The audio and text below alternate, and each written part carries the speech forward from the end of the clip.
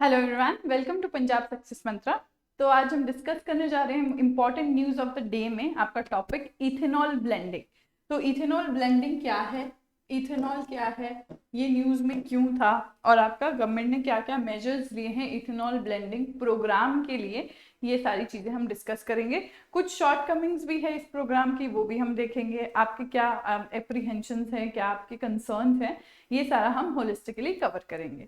तो ethanol blending जैसे कि आप देख रहे हैं, ये हम डिस्कस करने जा रहे हैं। उससे पहले ये हमारा वीकली शेड्यूल है जो आप देख सकते हैं। करंट अफेयर्स सुबह 2 बजे 10 बजे डिस्कस होते हैं। ऐसे ही आपका math, reasoning, GS, one liner, Punjab GK और आपका डेली करंट अफेयर इशू जो हम अभी डिस्कस कर रहे हैं, ये 6 PM पे। और डेली 10 MCQ रिविजन सीरीज आपकी 9 PM पे डिस्कस होती है। तो स्टार्ट करते हैं हम अपने टॉपिक से। तो सबसे पहले देखते हैं why it was in news. तो न्यूज़ में इसलिए था, जैसे आप लोगों को पता ही है, हमारे 75 ईयर्स ऑफ इंडिपेंडेंस कंप्लीट हुए हैं।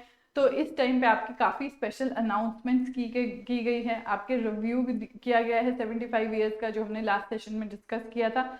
ऐसे ही गवर्नमेंट ने अनाउंस किया है, पीएम ने अनाउंस किया है कि हमने जो है अचीव कर लिया है अपना टारगेट, जो हमें ब्लेंड करना था 10% ऑफ इथेनॉल अपने पेट्रोल में, way ahead of its schedule. ठीक है, जो उसके लिए डिसाइडेड टाइम था उससे पहले ही हमने अचीव कर लिया है।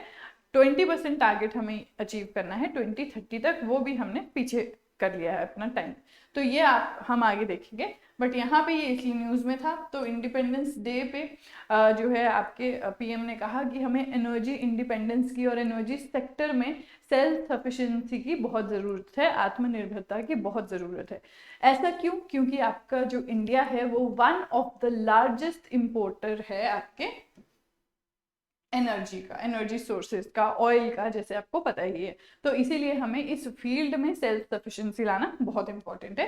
तो इसीलिए ये न्यूज़ में था। अब नेक्स्ट हम देखते हैं व्हाट इज इथेनॉल ब्लेंडिंग। तो आप लोगों को पता ही होगा, आपने पढ़ा ही होगा डेफिनेशन, बट एक बार फिर भी देख लेते हैं जिन लोगों को नहीं पता है।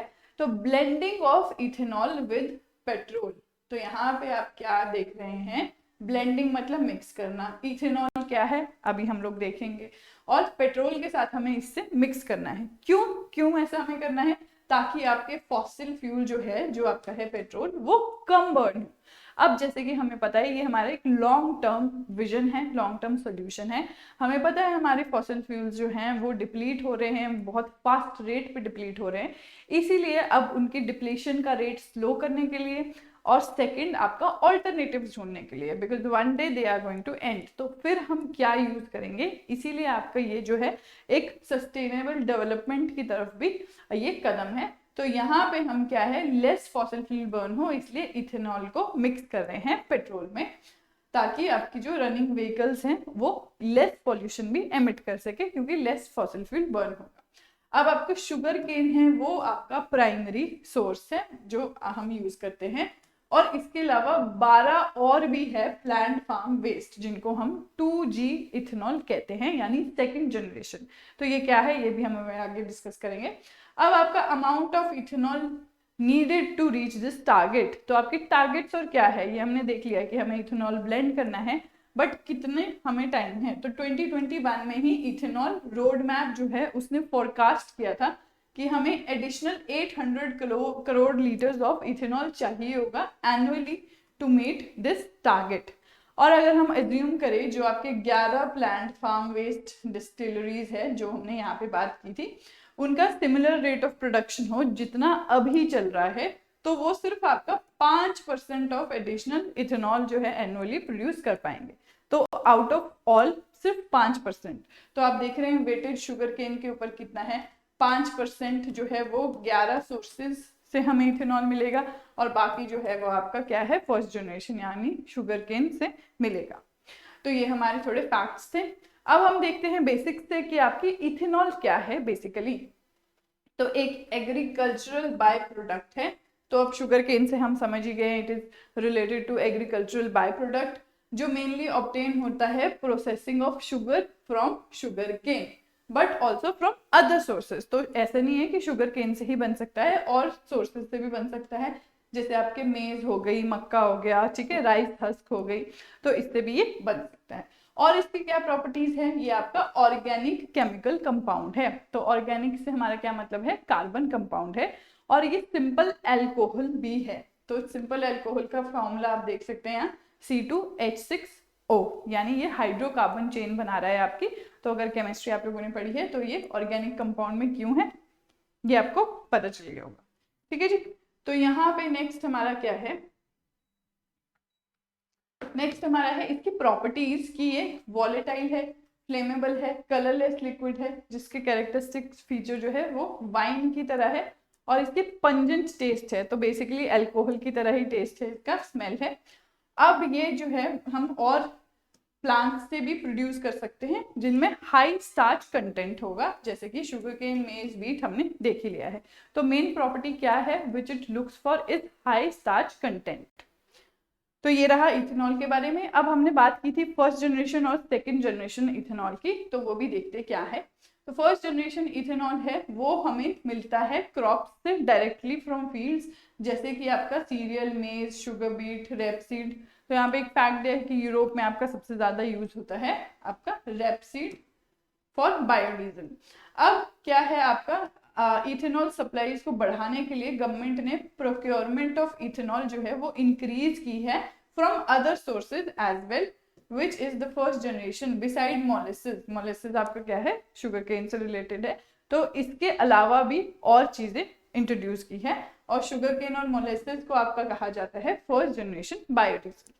तो ऐसे ही सेकेंड जनरेशन क्या है, ये आपको प्रोड्यूस होता है रेजिडुअल और वेस्ट प्रोडक्ट से, जैसे फॉर एग्जांपल आपकी इंडस्ट्रीज से जो वेस्ट निकलता है, आपके हाउस होल्ड से जो वेस्ट निकलता है, आपका जो है फ्राइंग कुकिंग ऑयल होटल्स से निकलता है, ठीक है, काफी मात्रा में स्लॉटर हाउसेस का जो वेस्ट होता है। तो ये जो वेस्ट और रेजिडुअल प्रोडक्ट्स है, इससे जो आपका वेस्ट निकलता है उसको भी हम यूज कर सकते हैं।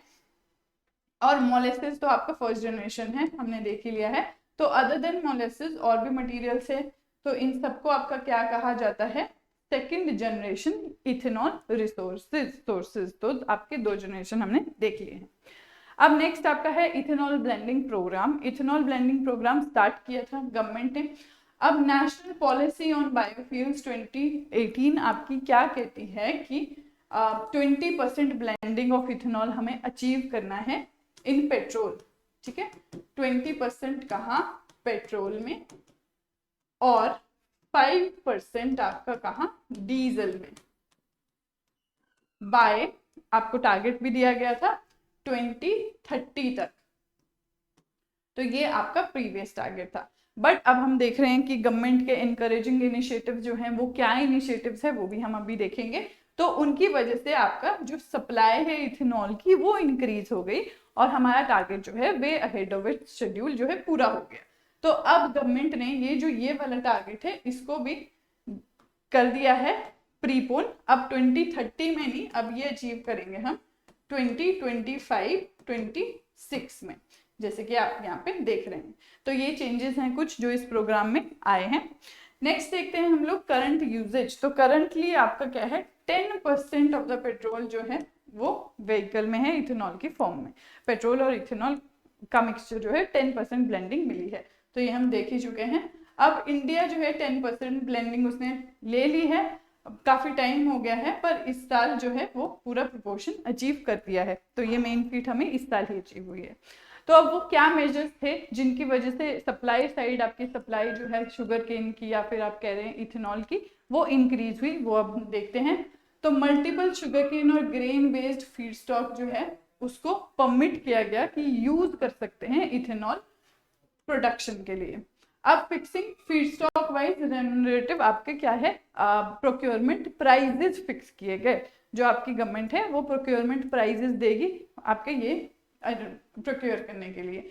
तो ये भी एक एनकरेजिंग मूव था। नेक्स्ट आपका है आपके अमेंडमेंट की गई industry development and regulation act 1951 में, जिसके तहत आप क्या कर सकते हैं, अनइंटरप्टेड प्रोडक्शन, स्टोरेज और movement of ethanol across the country.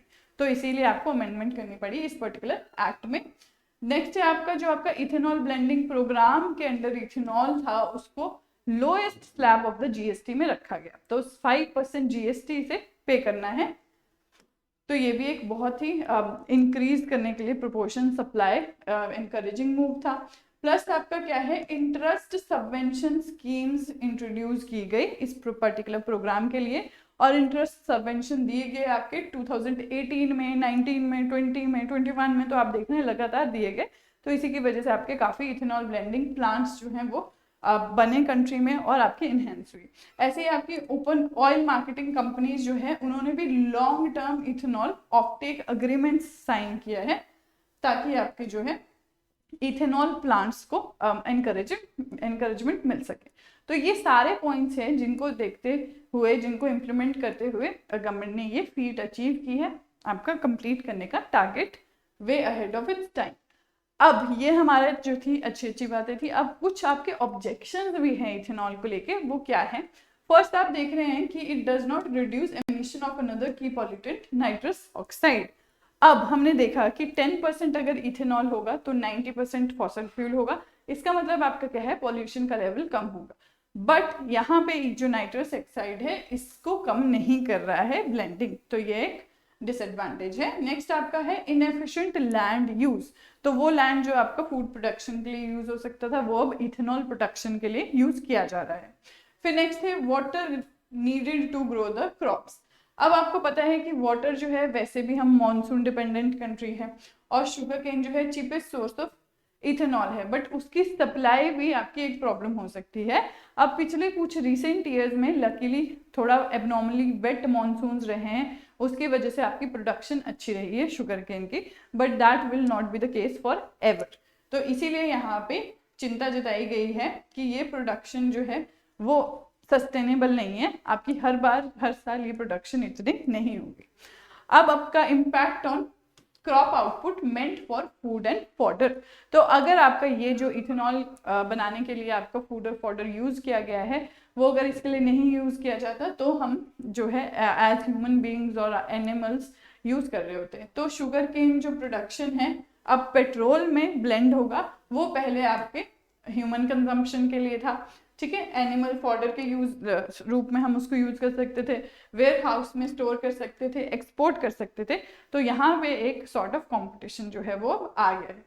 अब इंडिया का जो वीट हार्वेस्ट है, अगर हम इसका एग्जांपल लें, जैसे आपने देखा था पीछे कि वीट को भी हम यूज कर सकते हैं इथेनॉल बनाने के लिए, तो climate change induced heat waves जो आई थी तो उसने लोअर देन एक्सपेक्टेड हार्वेस्ट किया था वीट का।